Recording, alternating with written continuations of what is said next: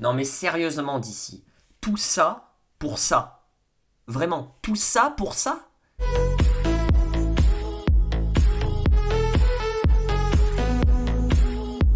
Et donc bonjour tout le monde, j'espère que vous allez tous très bien. Aujourd'hui, vous l'aurez compris, on va parler du film Wonder Woman 1984 sorti aux États-Unis sur la plateforme HBO Max et pas sorti en France. Voilà, parce que les cinémas sont fermés et je pense qu'il faudra attendre un moment avant que Wonder Woman 1984 sorte en France, au vu de la situation actuelle et un petit peu des mesures prises par le gouvernement actuellement. Et c'est vrai que ça faisait longtemps qu'on n'avait pas fait une vidéo critique un petit peu sur un film et là, on va parler de Wonder Woman 1984. Qu'est-ce que j'en ai pensé? Point positif, point négatif, je l'ai vu et je vais vous dire un petit peu mon avis. Wonder Woman 1984 est un film réalisé par Patty Jenkins, à qui l'on doit bien sûr la réalisation du premier du nom Wonder Woman en 2017 et qui va bientôt réaliser un Star Wars Rogue Squadrons en 2022, aussi un autre film du nom de Cléopatra et aussi Wonder Woman 3. Oui, on en reviendra à la fin de la vidéo parce qu'il y aura un Wonder Woman 3. Pour parler un petit peu vite fait du synopsis de Wonder Woman 1984, donc c'est la suite des aventures de Diana Prince, alias Wonder Woman, Amazon devenue une super héroïne dans notre monde.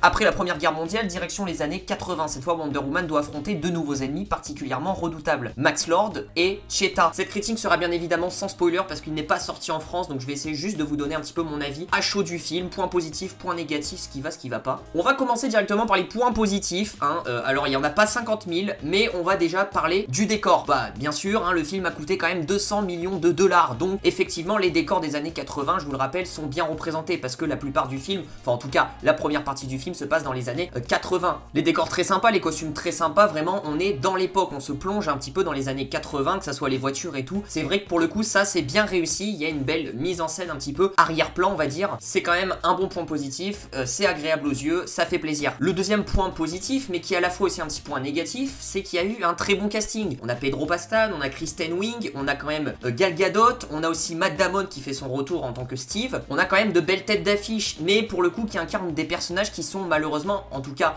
la plupart, assez peu développés. Mais sinon je peux quand même vous dire que l'acting est très bien réussi de la part de tous les acteurs et actrices. On peut noter aussi la bande sonore qui est très bien, de Hans Zimmer. Bien sûr quand tu dis Hans Zimmer, bah tu sais tout de suite que ça va être bien, que ça soit sur toutes ces musiques qu'il a fait avec la collaboration avec Christopher Nolan, mais pas que, je veux dire là franchement il y a une très bonne bande sonore. Alors après je peux noter aussi que la musique thème vraiment phare de Wonder Woman, vous savez cette musique qu'on entend tout le temps, c'est vrai qu'on l'a très tardivement, on l'a au milieu du film pour la première fois et c'est assez dommage parce qu'elle n'est pas réutilisée plusieurs fois et c'est ça qui fait le symbole entre guillemets de la super héroïne Wonder Woman, donc c'est un petit peu dommage. Et il y a aussi quelques musiques, extraits de musique qui sont inspirés d'autres films. Alors je sais pas si c'est fait exprès ou pas, par exemple au début du film je me rappelais il y avait un extrait de musique qui est inspiré vaguement du film Venom, que vraiment j'avais remarqué. Il y a aussi au milieu du film une musique qui est inspirée de Justice League, surtout à la fin aussi, vraiment c'était typiquement pareil, la même musique que Justice League. Alors après est-ce que je me trompe, est-ce que c'est d'autres musiques complètement différentes, j'en sais rien, mais en tout cas à l'oreille, à l'écoute, c'est vrai que c'était très similaire. Voilà un petit peu tous les points positifs que je peux dire parce que il y en a pas d'autres en fait, il y en a pas d'autres,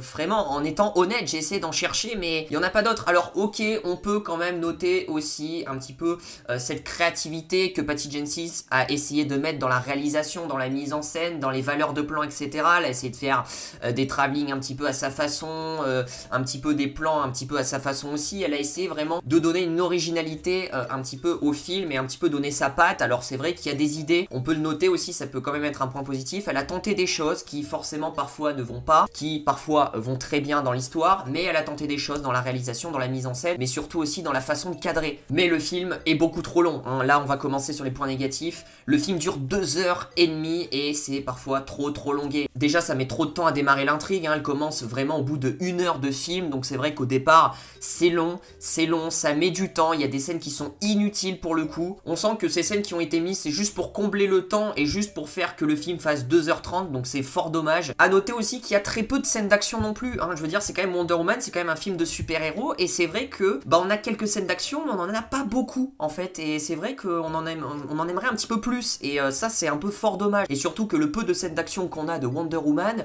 franchement les effets spéciaux c'est très amateur quand même. 200 millions de dollars pour le film et pour pour faire des effets spéciaux comme ça très amateurs. Alors je dis pas d'être au niveau de Marvel Studios dans les effets spéciaux, mais quand même un minimum de professionnalisme de la part de Warner, parce que là franchement c'est limite du foutage de gueule. Il y a quelques scènes, je vous dirai pas où pour éviter de vous spoiler, mais il y a quelques scènes d'action, c'est quand même limite. Parfois elle fait des espèces de ralentis qui sont dégueulasses, parfois il y a des arrière-plans, c'est très amateur. On se demande s'ils ont fini réellement les scènes, parce que vraiment parfois on dirait que c'est bâclé. Là pour le coup c'est du foutage de gueule, 200 millions de dollars, franchement faites quand même des bons effets spéciaux. Ensuite du coup, bon ça c'est pas un spoil, on avait pu le voir dans la bande-annonce, on a le retour du personnage de Steve, incarné par Matt Damon. Et ben le personnage de Steve il apporte pas grand chose à la trame narrative, à part juste au bonheur de Diana, c'est tout en fait. Sérieusement on dirait que Steve c'est le toutou de Diana, et en fait il la suit juste, et c'est tout en fait, il apporte rien d'incroyable. Et puis on sent que le retour de Steve c'est juste d'un point de vue marketing et stratégique en fait de la part de Warner, pour inciter les gens à aller voir Wonder Woman 2 en salle, ou le regarder, parce qu'on se dit oh là là le retour de Steve alors qu'il est mort dans le dernier Wonder Woman, mais comment c'est possible, etc. Vas-y, il faut que je comprenne. Je vais pas vous dire le pourquoi du comment parce que ça spoil, mais le pourquoi du comment est quand même juste ridicule, hein, franchement. C'est terrible, juste la justification, c'est clairement une facilité scénaristique, je vous dirai pas pourquoi du comment, mais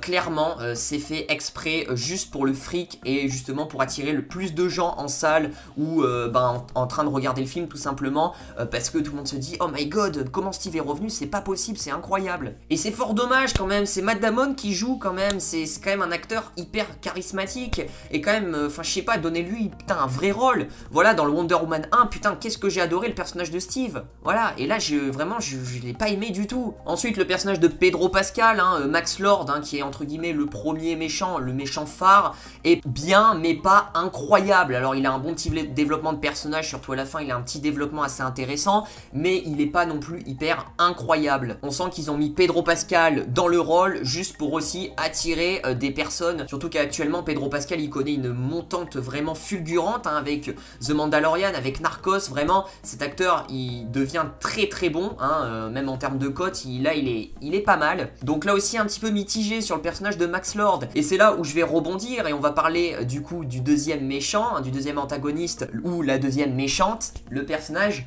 de Cheetah. Et là j'ai beaucoup de choses à dire, pas en positif, hein, ne vous inquiétez pas en positif, si, juste le look de Cheetah en mode guépard est plutôt bien. Voilà, c'est tout ce que j'ai à dire de positif sur le personnage. Mais ensuite, quel gâchis aussi du personnage de Cheetah, qui est quand même une méchante quand même hyper importante dans les comics, hein, qui fait face à Wonder Woman. Et là, vraiment, Cheetah, on en fait d'une méchante secondaire. C'est même pas la méchante principale. Pareil, son développement de personnage, c'est du vu à vu. La victime au départ, qui est fan de Wonder Woman, mais qui est une victime qui se fait délaisser par tout le monde, etc. Qui ensuite va avoir des pouvoirs, nanana. Et voilà, c'est le même développement, voilà. Ils ont pas été original pour le coup. En plus, outre son développement inachevé, je trouve, le look vraiment de Cheetah en mode guépard arrive au bout de 2 heures du film. C'est-à-dire la première fois qu'on voit Cheetah en guépard, entre guillemets, avec son look, et ben c'est au bout de 2 heures. C'est-à-dire qu'on voit pas avant Cheetah en guépard. C'est quand même incroyable. Alors ok, je dis pas de faire apparaître le look vraiment guépard de Cheetah dès le début du film,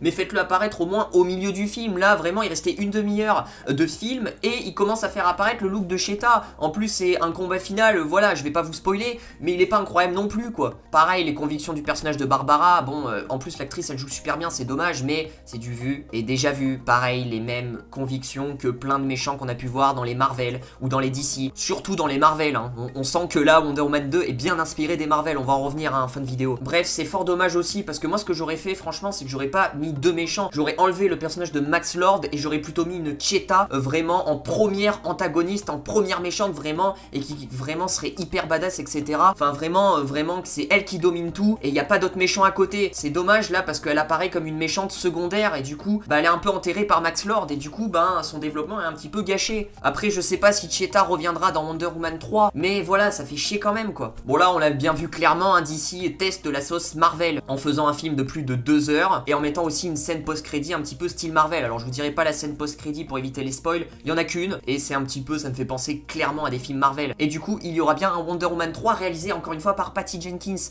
J'espère que ça va pas être un copier-coller de Wonder Woman 1984. J'espère qu'il y aura de l'originalité, qu'il y aura des choses qui seront tentées, etc.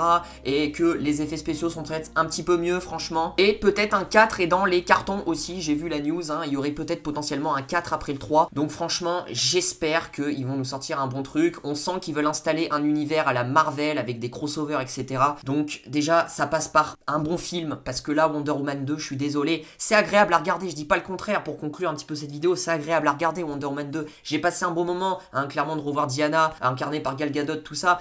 J'ai passé un bon moment. Mais pour l'attente et l'ampleur et même toute la communication qu'ils ont fait autour du film, eh ben je le trouve pas du tout à la hauteur. Donc c'est pour ça que j'ai mis une note de 11 sur 20 au film. Et encore, je suis gentil sur la note, je peux pas aller plus haut malheureusement. Et je pense que vous êtes beaucoup à me dire le même avis que moi dans les commentaires. D'ailleurs, dites-moi votre avis pour ceux qui ont vu le film dans les commentaires. Évitez les spoils dans les commentaires pour ceux qui n'ont pas vu le film. J'aimerais savoir un petit peu votre avis. Vous, est-ce que vous êtes d'accord avec moi sur certains points? Est-ce que vous n'êtes pas d'accord sur certains points? Si vous n'êtes pas d'accord, bah vous pouvez le dire en faisant des trucs constructifs, pas directement en insultant, ouais c'est de la merde, machin et tout. Et du coup voilà, je pense que vous en doutez très bien, j'ai clairement plus préféré le 1 que le 2, hein. Vraiment le 1 j'ai surkiffé. Pour moi c'était vraiment un renouveau dans l'univers d'ici. Et là je trouve que le 1984 il est pas incroyable dans plusieurs points comme je vous l'ai expliqué. Donc voilà, n'hésitez pas à lâcher le petit pouce bleu, à vous abonner, activer la cloche des notifications pour ne rater aucune de mes vidéos. Je vous dis du coup à très vite pour de prochaines vidéos. Prenez soin de vous, ciao ciao.